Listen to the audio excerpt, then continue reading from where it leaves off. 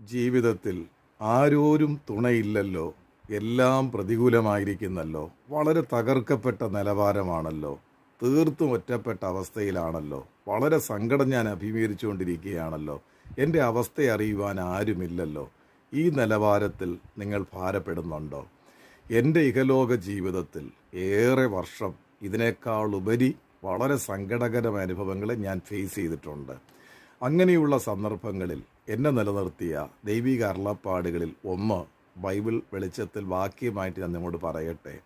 ബൈബിളിൽ സങ്കീർത്തന പുസ്തകം 46:1 അവിടെ വായിക്കുന്നു, ദൈവം നമ്മുടെ സങ്കേതവും ബലവുമാകുന്നു, കഷ്ടങ്ങളിൽ അവൻ ഏറ്റവും അടുത്ത തുണയായിരിക്കുന്നു.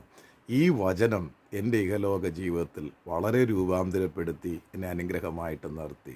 എന്താ നിങ്ങളുടെ ജീവിതത്തിലും ഒരു വലിയ മാറ്റം വരുത്തുവാൻ ഈ ദൈവത്തിൽ ആശ്രയിച്ചൂടെ?